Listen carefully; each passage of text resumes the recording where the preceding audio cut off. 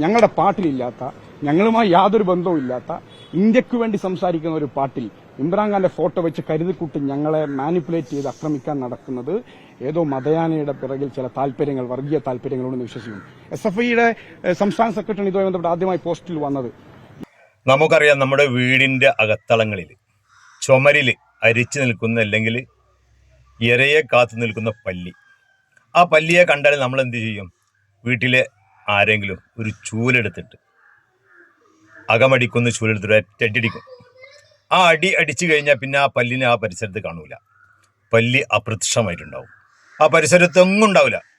പല്ലി പോയി എന്നുള്ള സമാധാനത്തിൽ താഴേക്ക് നോക്കുമ്പോഴാ പല്ലിൻ്റെ ആ വാല്, ആ പല്ലിൻ്റെ ശരീരത്തിൽ നിന്ന് മുറിഞ്ഞ വാലുണ്ടല്ല, ആ വാലിങ്ങനെ കിടന്നിങ്ങനെ പെടഞ്ഞുണ്ടാവും. കുട്ടികളുണ്ടെങ്കിലല്ല, കണ്ടാൽ പേടിച്ചു പോകും.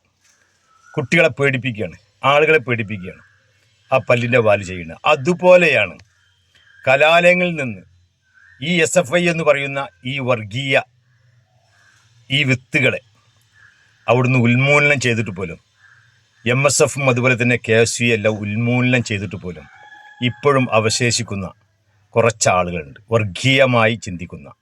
ഇപ്പോഴും കലാലയങ്ങൾ അവരാണ് ഇതിൻ്റെയൊക്കെ ബാക്കിൽ എന്നുള്ളതാണ് നമുക്ക് പറയാനുള്ളത്. വേറെ ആരുണ്ടാവില്ല. കാരണം നമുക്കറിയാലോ, വടകരയിൽ സ്ക്രീൻഷോട്ട് ഇന്നും അതിൻ്റെ ആളുകളെ കണ്ടെത്തില്ല. പക്ഷെ അന്വേഷണം പോയപ്പോൾ, അവരെ മുതിർന്ന നേതാക്കന്മാരിൽ പോയപ്പോൾ അതെന്തായി?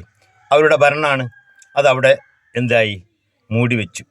അതുപോലെ തന്നെ നമ്മുടെ KM ഷാജി മത്സരിക്കുന്ന സമയത്ത് എന്തുണ്ടായത്? അതുപോലെ ഒരു ലഘുലേഖ ഇറക്കി, സ്വന്തം അവരുടെ പാർട്ടി തന്നെ ലഘുലേഖ ഇറക്കി, അത് ഷാജിൻ്റെ മേലെ അത് ചാർത്തി അവസാനം എന്തായി? സുപ്രീം കോടതി അതിൻ്റെ രൂപത്തിൽ ക്ലിയർ ചെയ്ത്. എന്നിട്ടും പഠിക്കാത്തവരാണ് ഈ ഒരു വർഗം എന്ന് പറയുന്നത്. അവർ തന്നെയാണ്. കാരണം നമുക്കറിയാം, നമ്മളും പാകിസ്ഥാനും കൂടി എന്തായാലും ബന്ധമുള്ളത്, അല്ലെങ്കിൽ ലീഗും പാകിസ്ഥാനുമായി എന്ത് ബന്ധമുള്ളത്? നമുക്കെന്ത് ബന്ധമാണ് അവരുമായിട്ടുള്ളത്? 1948 കാലഘട്ടത്തിൽ, അതായത് ഇന്ത്യ വിഭജന കാലഘട്ടത്തിൽ, ഇന്ത്യൻ യൂണിയൻ മുസ്ലിം ലീഗ് ഇന്ത്യയിലും അതുപോലെ തന്നെ പാകിസ്ഥാൻ്റെ ലീഗ് പാകിസ്ഥാനിലേക്കും രണ്ടും രൂപപ്പെട്ട സമയത്ത്, സർവേന്ത്യ മുസ്ലിം ലീഗ് ഇന്ത്യയിൽ പ്രവർത്തിച്ചിരുന്ന ആ ഒരു കാലഘട്ടത്തിൽ പാർട്ടി പ്രവർത്തകരിൽ നിന്നും മറ്റും പിരിച്ച പണം അന്ന് പാകിസ്ഥാനിലേക്ക് പോയ ജിന്നാ സാഹിബിൻ്റെ അടുത്തും അതുപോലെ തന്നെ ലിയാഖത്ത് അലി ഖാൻ്റെ കയ്യിലും ആയിരുന്നു എന്നുള്ളതാണ്. അങ്ങനെ അവിടുന്ന് ജിന്നാ സാഹിബും ലിയാഖത്ത് അലി ഖാനും മഹാനായ ഖൈദമില്ലത്ത് മുഹമ്മദ് ഇസ്മായിൽ സാഹിബിന് ഒരു കത്ത് എഴുതുകയാണ്. അന്ന് നമ്മൾ പ്രവർത്തിക്കുമ്പോൾ, സർവ്വ മുസ്ലിം ലീഗിൽ നമ്മൾ പ്രവർത്തിക്കുമ്പോൾ നമ്മുടെ കയ്യിലുണ്ടായിരുന്ന പണം ഇന്ന് ഞങ്ങളുടെ കയ്യിലുണ്ട്. അതിൽ നിന്ന് പകുതി പണം, കാരണം കോടികളായിരുന്നു അന്നത്തെ ആ ഒരു കാലഘട്ടം, കോടികൾ വില മതിക്കുന്ന പണമായിരുന്നു എന്നുള്ളതാണ്. അതിൽ നിന്ന് പകുതി പണം ഖൈദമില്ലത്ത് ഇസ്മായിൽ സാഹിബിൻ്റെ നിങ്ങൾ രൂപീകരിച്ച മുസ്ലിം ലീഗിന് വേണ്ടി പ്രവർത്തിക്കാൻ, അതിനുവേണ്ടി ചെലവഴിക്കാൻ ഞങ്ങൾ തരാം എന്ന് പറഞ്ഞപ്പോൾ ദീർഘദൃഷ്ടിയുള്ള ഖൈദമില്ലത്ത് മുഹമ്മദ് ഇസ്മായിൽ സാഹിബും അന്നത്തെ സൂഫിപരന്മാരായ നേതാക്കന്മാരും മുസ്ലിം ലീഗിൻ്റെ നേതാക്കന്മാരും അന്ന് പറഞ്ഞത് എന്താണെന്നറിയോ?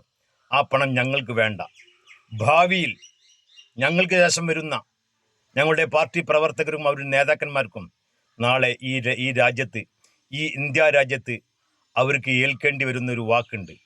നിങ്ങളിവിടെ ഈ പ്രസ്ഥാനം വളർത്തുന്നത് പാകിസ്ഥാനിൽ നിന്നുള്ള പണം കൊണ്ടാണ് എന്നുള്ളത് അന്ന് പറയാതിരിക്കാൻ വേണ്ടി ആ പണം ഇന്ത്യയിലെ മുസ്ലിം ലീഗ് വാങ്ങിയില്ല എന്നുള്ള ചരിത്രമുണ്ട്.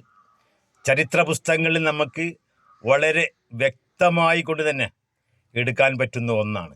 അത്രക്കും സൂക്ഷ്മത പുലർത്തിയിരുന്ന നേതാക്കന്മാരാണ് ഇന്ന് ഇന്ത്യ രാജ്യത്ത് ഈ ഇന്ത്യൻ യൂണിയൻ മുസ്ലിം ലീഗിന് നേതൃത്വം നൽകിയതും പടുത്തുയർത്തും. അവരെ പിൻഗാമികൾ തന്നെയാണ് ഇന്നും ഇവിടെ പ്രവർത്തിക്കുന്നത്. അതുകൊണ്ട് തന്നെ ഞങ്ങൾക്ക് പാകിസ്ഥാനുമായിട്ട് യാതൊരു ബന്ധമില്ല.